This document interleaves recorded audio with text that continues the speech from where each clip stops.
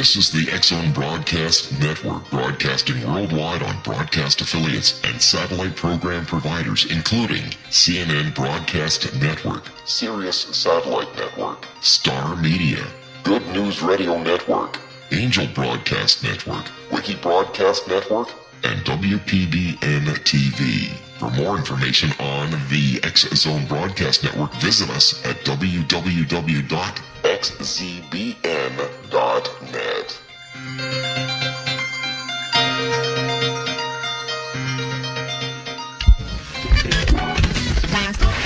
All Hit Radio.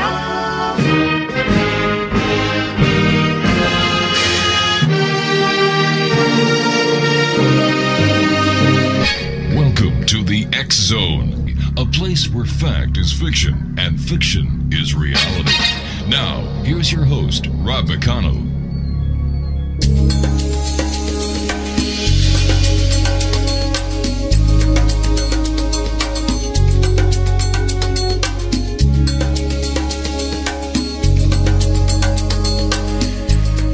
And welcome to the X-Zone, everyone. My name is Rob McConnell, and we're coming to you from our broadcast center in Hamilton, Ontario, Canada, live and around the world on the Starcom radio network. Now, if you'd like to give us a call, if you'd like to join in the conversation, the toll-free worldwide number is 1-800-610-7035, extension 0. That's 1-800-610-7035. 1-800-610-7035, extension 0. It's funny, sometimes you just can't say it when you're doing it slow. So that's 1-800-610-7035, extension 0. On all social media sites, X-Zone Radio TV. And if you'd like to listen to the X-Zone, 7/24/365, except when we're broadcasting live, starting at 8 p.m. Eastern until midnight, Monday through Friday on the Starcom Radio Network, you'll have to listen to xzoneradiotv.com. What I thought I'd like to do for you this first part of tonight's show is let you hear a conversation that I had going back, I think this is going back to 2004, with a gentleman who calls himself Thigh. Now, he is from Saskatchewan, Canada, and he claims to have the God particle in him. He claims that he works for the CIA as well as the Canadian Security Intelligence Service called CSIS up here. This was actually done when we were with the Talkstar Radio Network. So I'd like you to sit back and listen to my conversation with Thigh going back to 2004. I'll join you live on the other side of this 13-minute clip. You're listening to the X-Zone Radio Show on the Talkstar Radio Network. www.talkstarradio.com.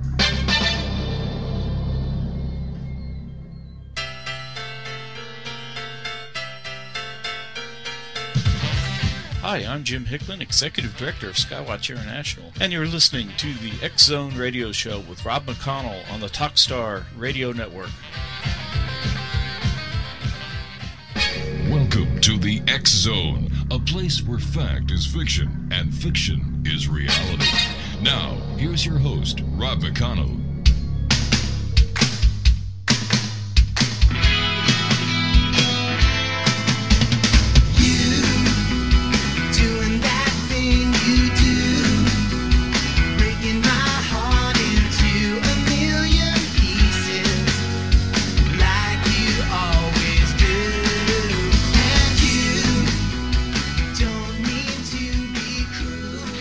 Now from Saskatchewan, somewhere between Calgary and Regina, is a gentleman who has a very interesting story to share with us. Joining me now is codename Thigh, and Thigh, welcome to the X-Zone. Hi, how are you? I'm doing pretty good. Now, you've got a very interesting story to tell. You called me off air about a week ago, and the story has truly interested me. And I'd like you to share your story with our listeners. I wrote a book about it first, Rob. I was given permission, verbal permission, to go ahead and become a public person. Now, when you say given permission, who are you given permission by? By the CIA. All right. Verbal permission. Now, wait a second here. Hold on. I'm sure a lot of our listeners are saying, wait a minute, he's in Saskatchewan. What does Phi have to do with the CIA? I was born with the Christ gene, or God's gene, and I was registered with it when I was 4 years old. Now, the Christ gene, is that unique? Yeah, it is, I guess. Very unique, because we're all classified people that were born with it. Are you tracked by the security agencies? Are you considered to be a threat to national security? No, I'm okay. I had clearance a few years ago to go right up to the Prime Minister. That's interesting, and yet I'm sure people are saying, yeah, it's also very far-fetched. No, it isn't. All right, tell me your story. Tell our listeners your story. Well, I actually wrote a book about it. And what's your book called? It's called Virginity. Okay. It comes from the Book of Revelations. Mm-hmm. So anyways, I was in a car accident in 1994, and then shortly after that I was told that I was born with the Christ gene, and that I'm in a CIA UFO program for people born with this condition that they believe are maybe the second Christ. Uh-huh. And we're given a code name into it. Mine was David of the Bright Morning Star. That's just the word that they use. You actually fill out papers and stuff here in Canada through the Secret Service up here. And in this program, we use a roadmap for modern times, and the Bible, and the ability to communicate with the Elohim UFOs. Have you ever seen a UFO? Oh, piles of them, yeah. How do you communicate with them? I was born that way. Is it telepathically? Yeah.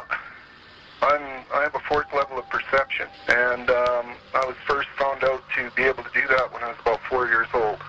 Like back in the 50s, all they had to do was take a genetic test, and they'd find out that you have this gene, and then they would register you as a UFO person, and then they would protect your identity, which I've appreciated. Well, that's why we're calling you Thai. Yeah. So my identity has always been protected, but however, over the years, people see the odd thing and stuff, so. Now, what is the connection between the CIA, the Canadian Security Intelligence Service, and extraterrestrials?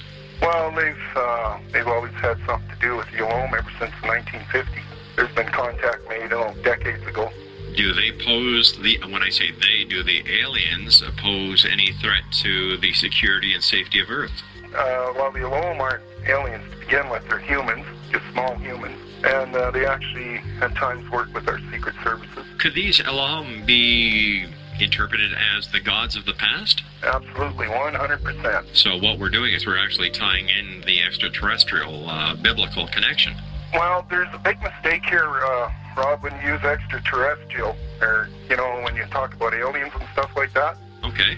First off, there is two different species. There's one that's extremely friendly with humans, which are creators. Right. And then there's the other ones that the system calls the Greys, which are aliens, and they're not terribly friendly with humans.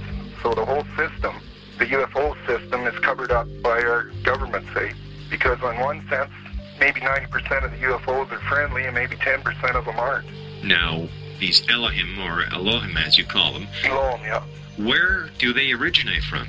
Well, all indications are they must come from Virgos, constellation Virgos, or Virginis. So by calling them aliens or extraterrestrials, if they didn't come from Earth, then they are in fact ETs or aliens, right? Well, they're humans, just like us. All right, so they are human in appearance, but ET in origin. How's that? Well, I don't look at them that way, no. All right. You obviously have had continuous contact with them? Yes, ever since I was a little boy, yeah. How do they treat you? How do you know where they are? Do you know when they're coming to visit? Yeah, you can usually just sense them, or I can bring them down on occasion, or if somebody's really sick or injured or something like that, I'll use them for that. How do you use them? Well, it's all explained in my book. It's the same condition that Jesus Christ had, and it's the same condition that King David had. The laying of hands. It's more complex than that. Psychologists and psychiatrists are aware of the condition, and everything is known about it, eh? It's just not available to the general public. You're listening to the X Zone. My name is Rob McConnell. Joining me now from somewhere in Saskatchewan is Thai. Thai claims to have the Christ gene in him. Apparently, he's registered with the CIA, the Canadian Security Intelligence Services, and is able to communicate with, are they our creators? That's correct, yes.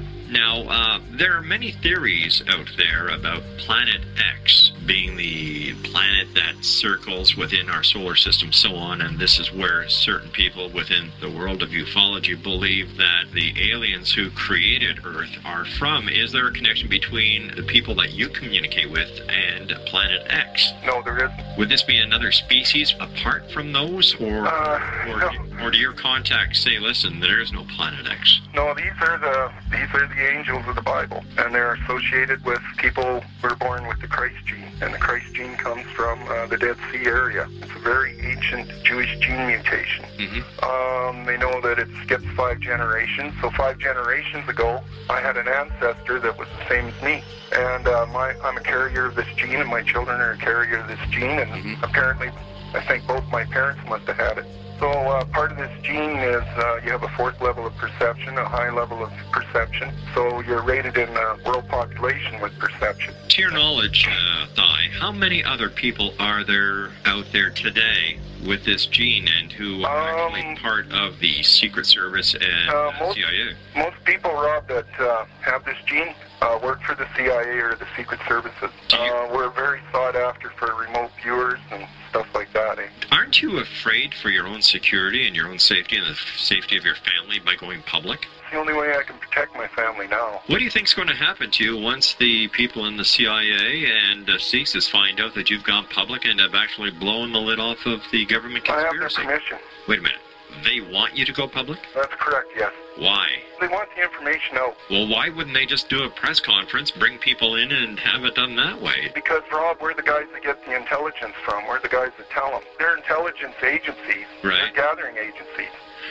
Now, they have to get the information from people like me. Okay, all right, but if you're watching the news, it's the president who comes out and makes the big announcements, and by his side are his intelligence directors and his director of FBI, his secretary of defense, but he makes the statement. So why wouldn't the government come out and have you, the remote viewers, or those born with the Christ gene, standing side by side with them at a press conference and where they can answer questions and add credibility to your statements? To me, it looks like they're hanging you out to dry. Well, that's why I'm the lamb.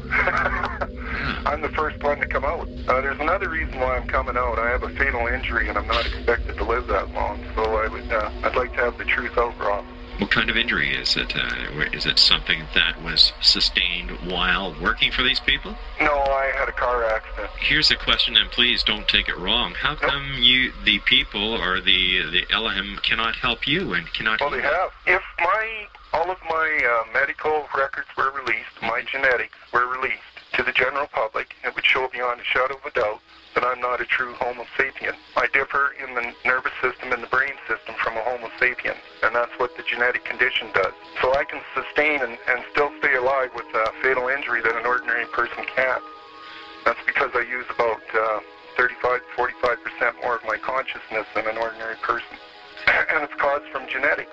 Have you ever had your IQ tested? Well, I'm just average. How can somebody walking down the street tell by looking at you or the others who have the Christ gene that you're special? Oh, nobody could tell. No. That's why we're kept a secret. I could not have enjoyed an ordinary life if it was released back when I was a kid. Tell me, have you worked on any government projects, for example, remote viewing looking for bin Laden, or working to...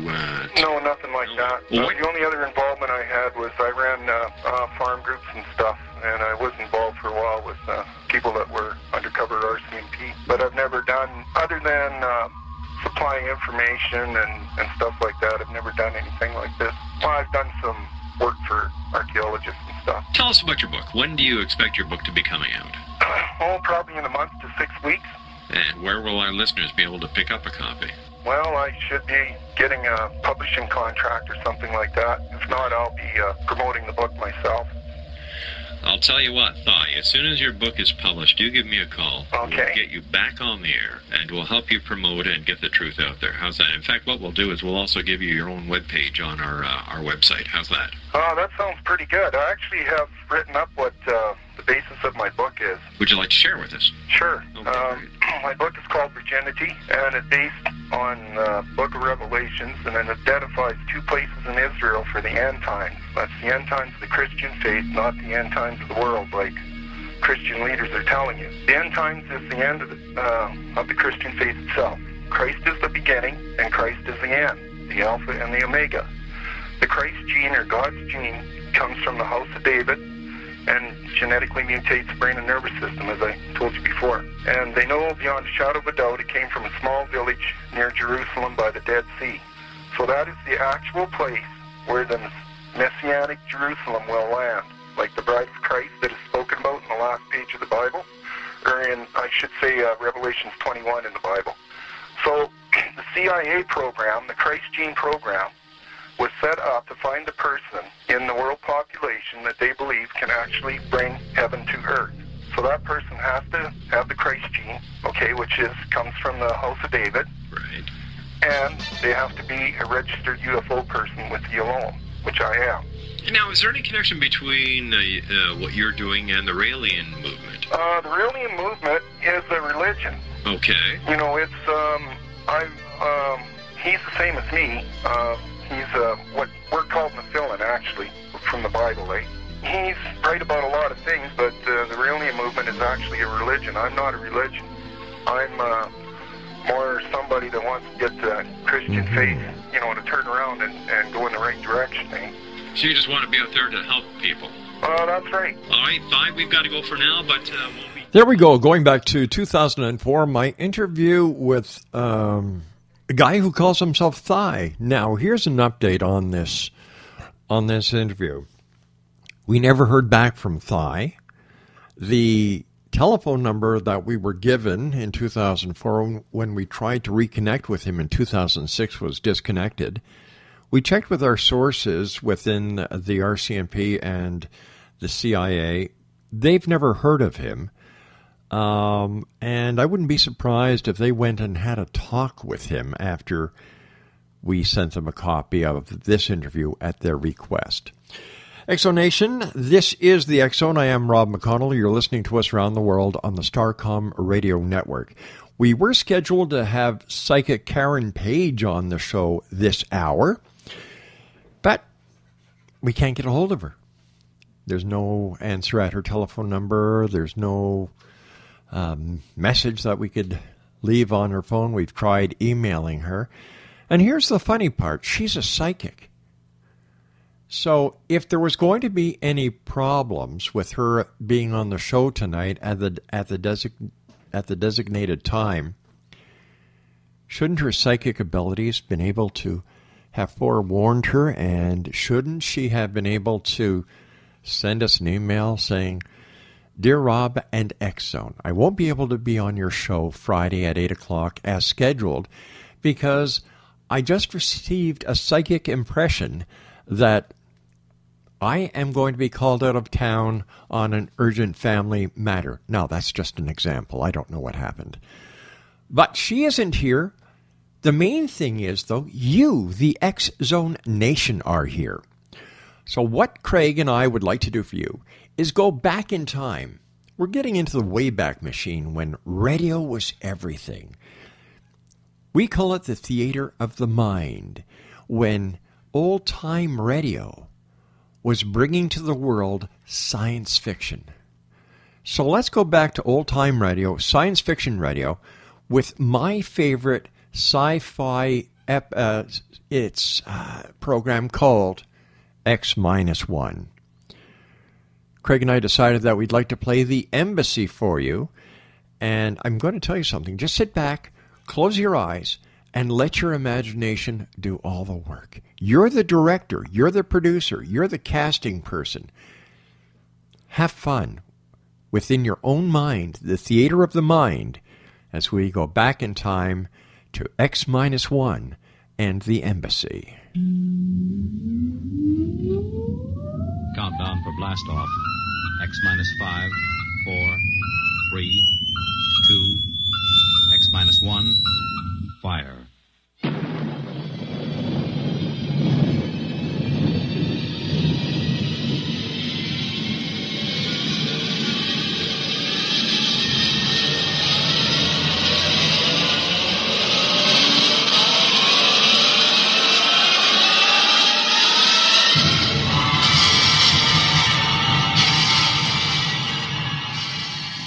From the far horizons of the unknown come transcribed tales of new dimensions in time and space.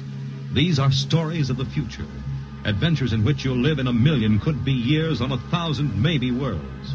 The National Broadcasting Company, in cooperation with Street and Smith, publishers of astounding science fiction, presents X minus 1.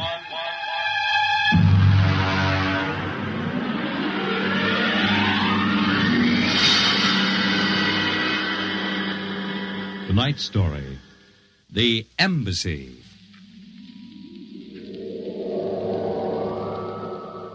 Out of the infinitude of stars and planets in the solar system and other systems in the universe, it is almost mathematically certain that other forms of life exist on other worlds. Someday, in the future, in 1,000 years, or in the next 25 minutes, daring travelers through space will make contact with the inhabitants of another world. But the question is, will we contact them first, or will they contact us? A private detective agency in downtown New York. Mr. Graffius, Mr. Broderick will see you. Well, what can I do for you? My name is Graffius of Springfield. I would like your assistance in helping me locate a Martian embassy. Would you say that again very slowly? I came to New York to locate the Martian embassy. I assume you were joking. On the contrary, I am completely serious. As it happens, I am interested only in Martians at the moment. I see. Okay, shoot. Well, it occurred to me in the course of my studies that we, Earth people, cannot possibly be the only intelligent form of life in the universe. Since Mars is older geologically, and since it is also an atmospheric planet, its evolutionary history could easily be similar to ours. You follow me? Well, so far I can't say no. If this is true, then they must have been watching us, observing us for hundreds, possibly thousands of years. They also know we are a militaristic, warlike race. We might conceivably set out to conquer and occupy Mars someday. In which case they would try to get the jump on us. Ah, precisely, Mr. Broderick. Now, if you were planning to attack an unknown nation, what would be your first move, Mr. Broderick? Well, intelligence. Find out what the odds are. Oh, you have a very logical mind, sir. You would send agents to scout the nerve centers of earthly civilization and advancement. Not Kansas City or Equatorial Africa, my dear sir, but here, in New York, the most technically advanced spot on the earth. And you want me to help you prove this theory of yours? Precisely. The expense doesn't interest me. Well, now, this may take a long, long time, Mr. Graffius. After all, nobody has ever seen a Martian. I assure you they will be very ordinary-appearing people. Mm-hmm. Very likely they live together in downtown New York. Most certainly they live in a private house with no servants to pry in their affairs. Oh, some ordinary people who live in a private house in downtown New York. I might just as well look up Martians in the classified section of the phone book. There's one other lead which might help you. What's that? They would be almost certain to subscribe to every conceivable type of newspaper, scientific journal, and foreign language publication. Well, now, that might be something.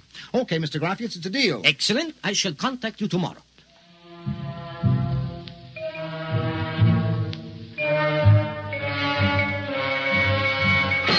Boss, here's an address. Takes everything from Pick Magazine to the Manchester Guardian. Here, listen to this here.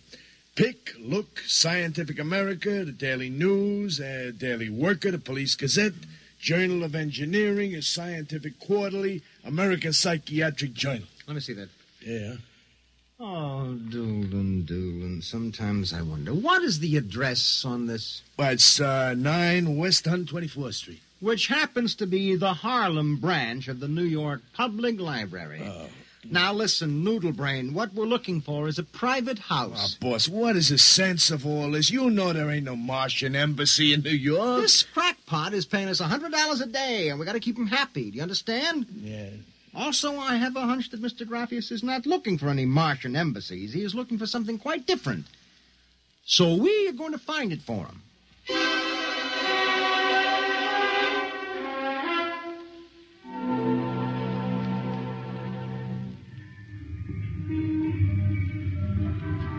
Which house is it, Doolin? It's right down there, number 108.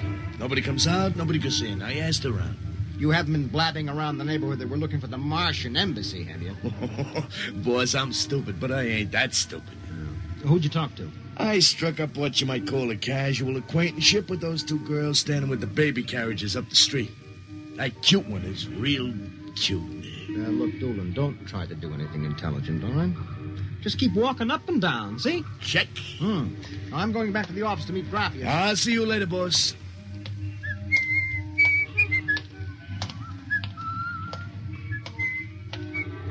Hiya, beautiful. Hiya, Flatfoot. Name is Doolin, honey. Iron Man Doolin. Your line is getting rusty, Iron Man. So help me, honey. If I'm feeding you a line, may the heavens open up and strike me dead. Hey, what's that? Look out!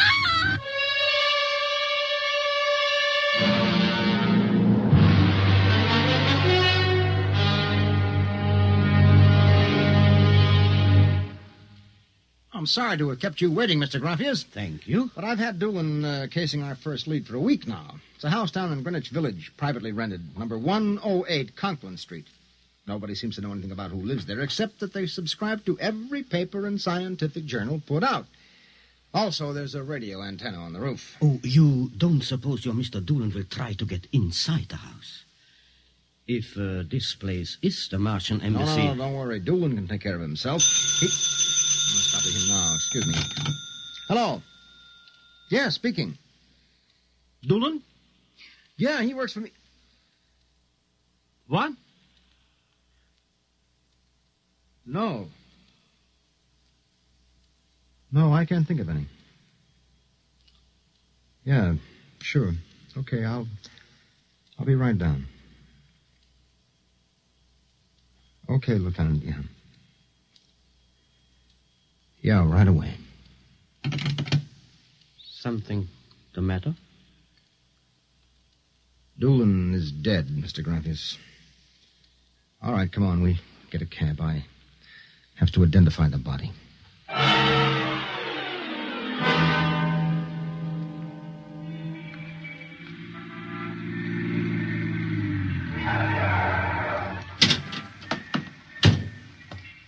Lieutenant, I'm Broderick. Oh, there's your boy, Broderick. Anybody see it? A maid pushing a baby carriage. We can't seem to get any sense out of her. You mind if I talk to her? Hanson, this guy wants to ask the girl a few questions. Please. I told you what I saw. How many times I got to tell you? Look, miss, the dead man was a personal friend of mine. Would you tell me what happened? Helen and I were standing in front of Rathman's candy store up on the corner. We both had the babies out. He said hello and joked a little. Then he... What happened? It's too awful. No, please.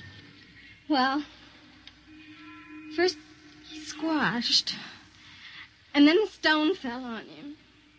Did you repeat that? They don't believe me, but Helen saw it too. Saw what?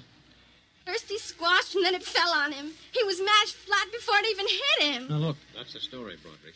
Please, let me alone. Let me go home. I told you what I saw. Now let me alone. Let me alone. Did you learn anything, Mr. Broderick? I don't know. May I ask, what do you intend doing? Well, as soon as the cops clear out and this place quiets down, little Broderick is going to pay a personal call on the Martian embassy.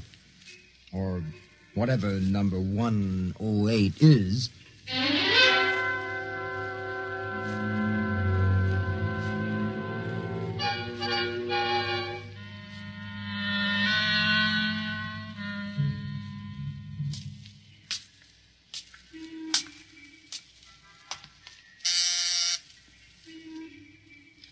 Whatever you are, open that door. Yes? Oh. Well, young man. Oh, excuse me, ma'am. Is the lady of the house at home? I'm the lady of the house. Oh, well, my name is Broderick. I represent the Manhattan Child Adoption Center. We're soliciting funds and clothing for stranded and unadopted children. I Won't wondered you if... come inside? Well, we don't. Usually Oh, nonsense. I'm old enough to be your grandmother. Besides, my son Lauren is working at home. Your son? Oh, he's a bibliographer. He writes summaries of articles and books from scientific journals and publications for libraries and universities. Oh, I see. Sit down, Mr. Broderick. Let me pour you a cup of tea. Oh, thank you. You know, I'm not much of a tea drinker, but it seems to have a strange taste. Oh, it's my own recipe. Uh-huh. Well, I think that I'd better be running along but now. You haven't finished your tea, Mr. Broderick. No, really, I feel a little funny. I'll call Lauren. No. It's all right, I'm leaving. I just feel kind of dizzy. I'm sure Lauren would like to hear about the adoption center. I'll call him. No, don't No, but bother. I must. Besides, you aren't well. Tea. Lauren! I've got to get out. Lauren! Lauren, hurry! Look out. You get out of my way. No, you must stay. Yes, Mother. You drugged my tea. You let go of my arm. Lauren! Let go! No! Oh!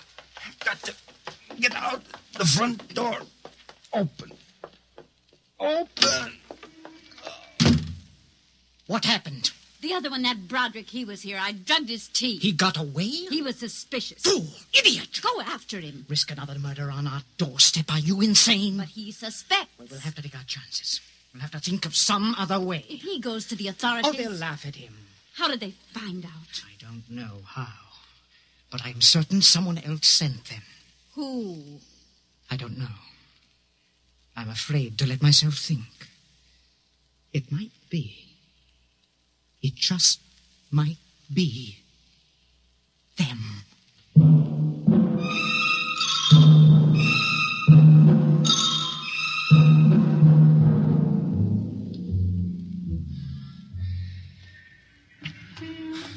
I've got to get help. Oh. Look out!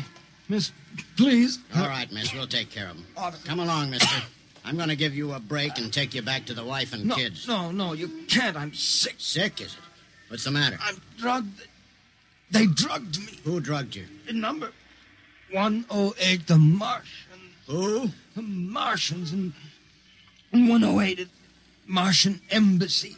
Well, I've seen them with pink elephants, rabbits, and mice, but you're the first one that's got Martians. Oh, it's true, I tell you. Ah, come along. Listen, don't take me back there. They'll kill me. I've got to make you understand. Here, I'll help you up the steps. What? Listen, my name is Broderick. I'm a private dick. We'll find out about this. No. Here, don't try any tricks. Officer, listen, please. I'll give you anything, $1,000, but please, listen. For God's sake, listen. Yes, officer? Oh. Why, Broderick. You know this Lush, Granny? Oh, why, that's my son, Broderick. No, she's Martian. He's in pretty bad shape. You better get him to bed. Oh, dear, and he was doing so well at the Alcoholic Society. He must have gotten off again. Looks like he's ready to pass out. Lauren! What is it, Mother? Oh, Brod. Your brother Broderick has been drinking again. No, officer, please. Look out. He's passed out. Oh, I'll take care of him, officer. We've handled this sort of thing before. Can you manage okay? We'll be fine.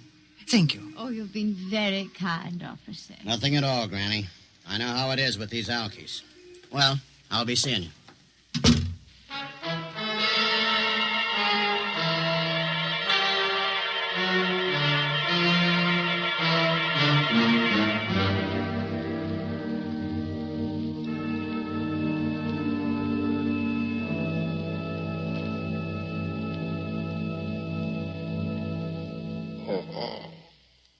Martian Embassy.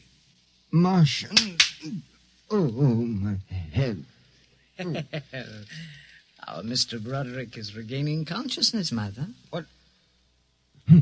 What happened? I can't get up. Oh. Do not struggle, Mr. Broderick. It will be impossible for you to rise from that chair. The pressure from this ray will keep you there. Ray? Who are you? Well, you've already guessed, Mr. Broderick. You mean this really is the Martian embassy? Yes. Yes, you have the honor to be the first prisoner of the Imperial Government of Mars. First prisoner? Yes. After the invasion, of course, you will all be our prisoners. What sort of nonsense is this? No nonsense, Mr. Broderick. As your people will soon find out.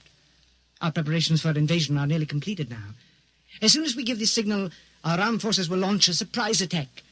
And then the Earth will be ours. You're crazy. Oh, not half as mad as you, Mr. Broderick, to come muddling so foolishly into our affairs. It was a mistake, Mr. Broderick.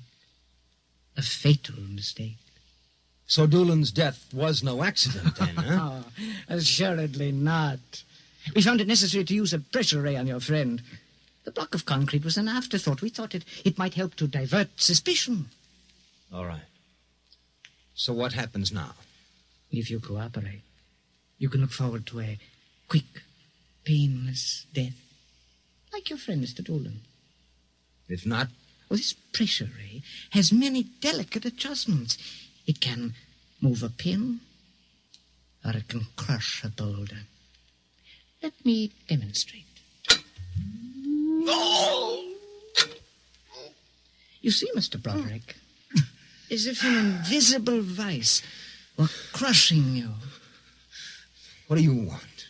The name of your client. We are interested in knowing who is so anxious to locate the Martian embassy. The names of my clients are confidential. Well? All right.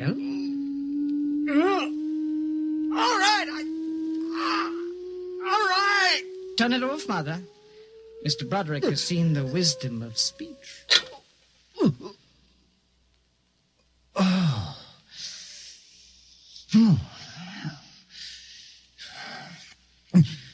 His name is Graphius. Graphius? Yes. An unusual name for an Earthman. Describe him. Well, I don't think I really can. Describe him.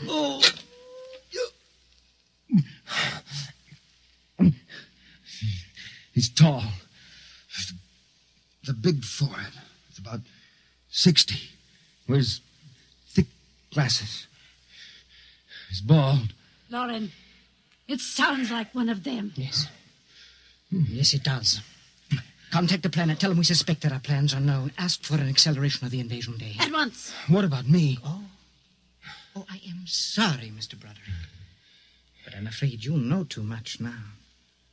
In exactly 5 seconds, you will feel the full impact of the ray which faces you.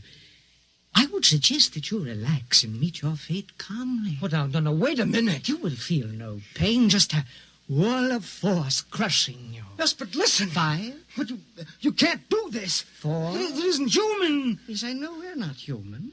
3. Yes, but do you understand? 2. No. 1. Mother in heaven. Now. Lauren! It didn't work. Something has happened. The magnetic field is dead. Stand back from the pressure ray. It will not function anyway. I have decontrolled your field. Lauren! Lauren, it's one of them. They've found us. Did you think we wouldn't? You are free to move now, Mr. Brown. Look, I don't know how you got in here, Graphius, but stick around. These babies are really Martians, just like you said. They're planning to invade the Earth and take over. There will be no invasion. All right, you keep these characters covered. I'll get the police. There will be no need for the police. I intend to handle them myself. But, Graphius, the police will want Do not call the police. I don't get it. You fool of an Earthling. Don't you realize with whom you are dealing? The invasion of Earth by Mars will be like child's play compared with what... Lauren! Oh! Holy mackerel. They just flattened out. Yeah? Like your friend, Mr. Dooley. Oh, I detest the use of violence where the intellect can rule. But unfortunately, the Martians are a threat to us and must be destroyed so that we can proceed with our own plans. What plans? Naturally, you wouldn't comprehend. Wait a minute. There are some things here that I do understand. A second ago, that pressure ray didn't work. Now you're using it like it was a toy. How did you get in here, anyway? Who are you? Another one of these Martians? No, Mr. Broderick. I happen to be a Venusian. A what? A representative of the planet of Venus. You're crazy. Not at all. Martian invasion would be like child's play compared to ours. The Martians would simply have conquered and enslaved your people. We Venusians intend to exterminate you completely. And I suppose that you were going to start by knocking me off now, On the contrary, you are free to leave any time you please. Leave? Yes. Are you kidding?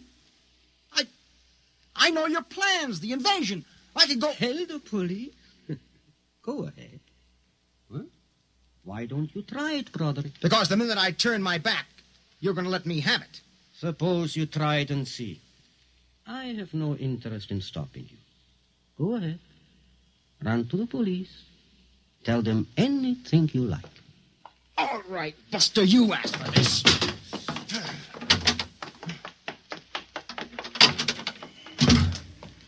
I'm alive. You let me go. Yeah, here. Where do you think you're running to? Officer, listen to me. Oh, it's you again. The one with the Martians. Listen, that story is true. You've got to believe me. You've absolutely got to believe me. They're inside that house, inside number 108. He killed them. Who killed him? Raphaeus, the leader of the Venusian invasion. Venusian invasion. Look, they're going to take over the Earth. Listen to me. Go in that house. Martians, now Venusians. Okay, brother, I've heard enough. Your Betty is a bedbug. Come along. Please, where are you taking me? Bellevue Psychiatric Ward, my friend. Come on. No, but you... Come along. You don't understand. Why are you such a fool? Let go of me. There's going to be an invasion. The Venusians are going to invade us. Why don't you listen to me? Why don't you listen?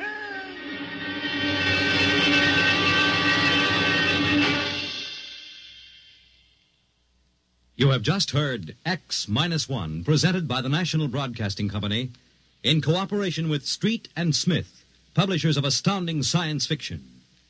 Tonight, by transcription, X-1 has brought you The Embassy by Donald A. Wollheim, adapted for radio by George Lefferts. Featured in the cast were John Larkin, Theo Getz, Bill Zuckert, Audrey Blum, Virginia Payne, Clark Gordon, Jack Orison, and Reese Taylor. Your announcer, Fred Collins. X-1 was directed by Dan Sutter and is an NBC Radio Network production.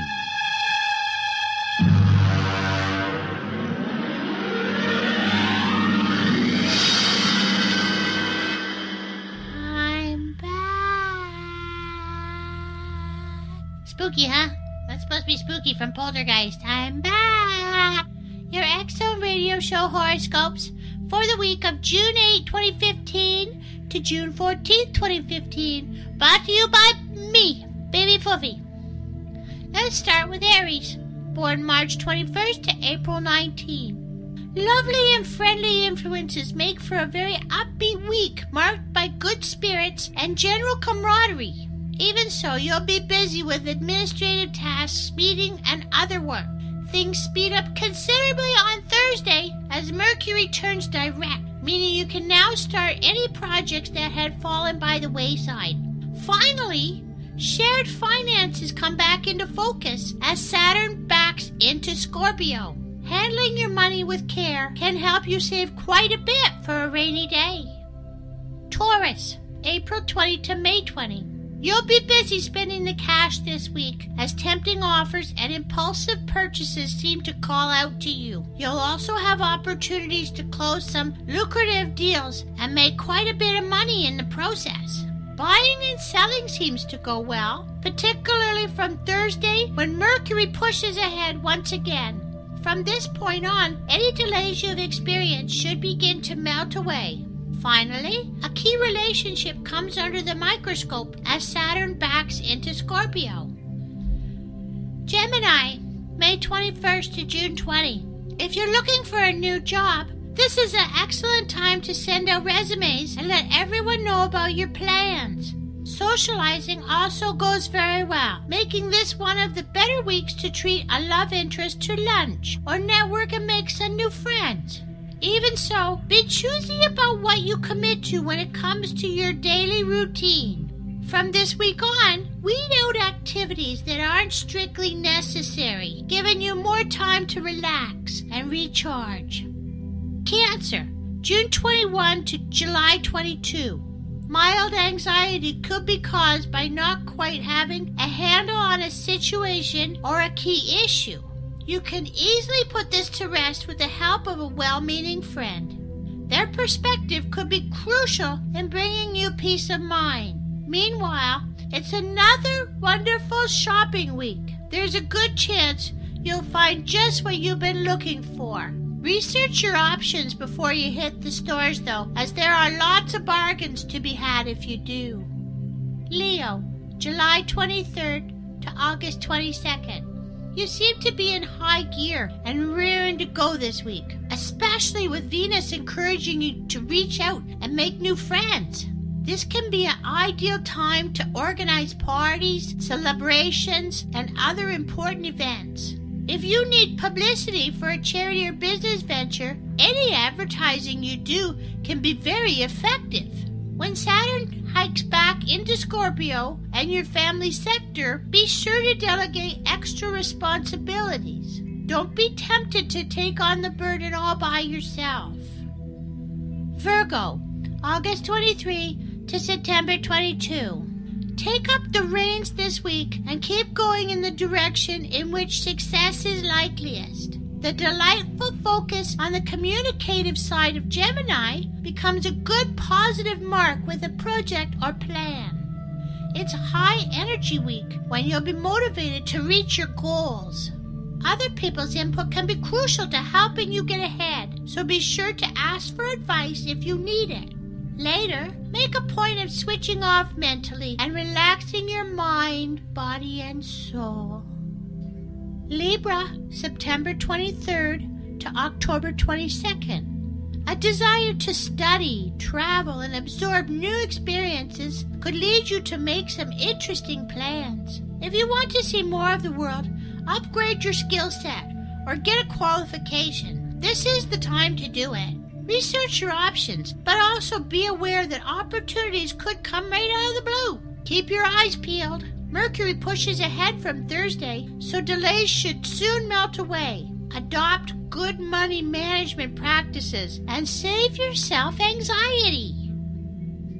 Scorpio, October 23rd to November 21st. If you're planning a project, attend to the details because you could underestimate the time, the workload, or the expense involved. The continued focus on shared resources can either help you earn money or encourage you to waste it. If you're considering consolidating your debts or taking out a loan, wait until Mercury turns direct on Thursday to experience a smoother transaction. Saturn moves back into your sign on Sunday, encouraging you to release feelings that may be holding you back.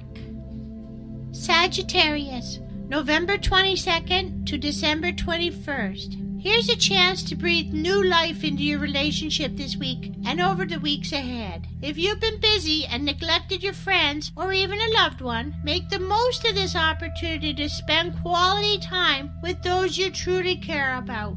Business matters look set to thrive if you stick to a plan. However, a scattered approach could result in losses, so it pays to get good advice. Wait until after Thursday to close the deals or commit to contracts.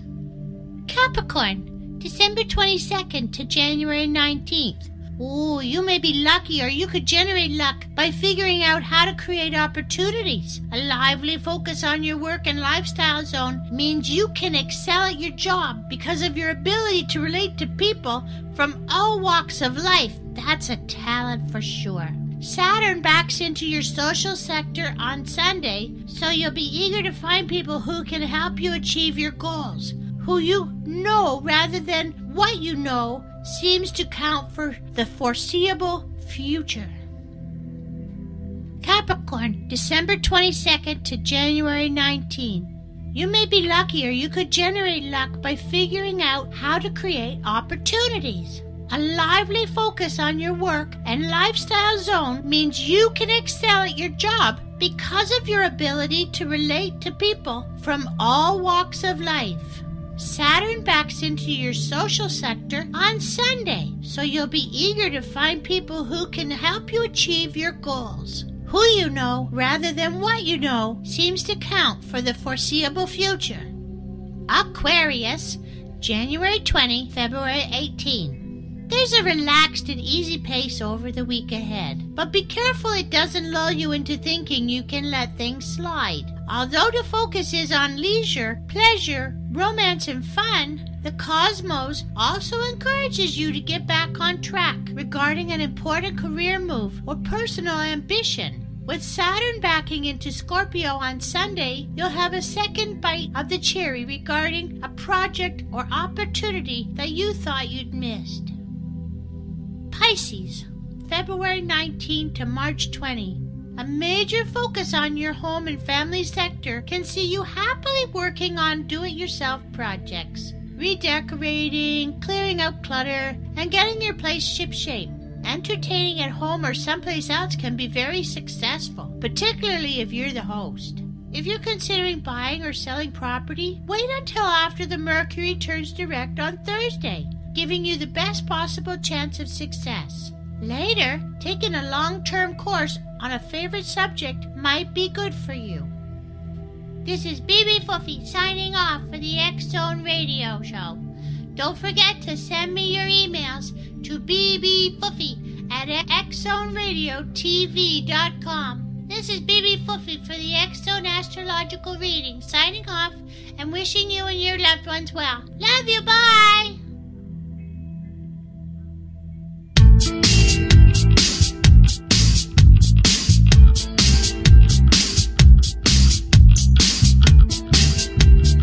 Well, there you have it, Exonation, from BBFoofie's lips to the alien ears. Welcome back, everyone. This is the X-Zone. I am Rob McConnell. We had Karen Page originally scheduled for this hour. She didn't call in. We sent out emails to her. We tried to connect her by phone, but we couldn't. We did finally get an email from her. Apparently, there was a power outage, and she wasn't able to connect with us. Ironic, since she's a psychic. Shouldn't she have been able to foresee this power failure?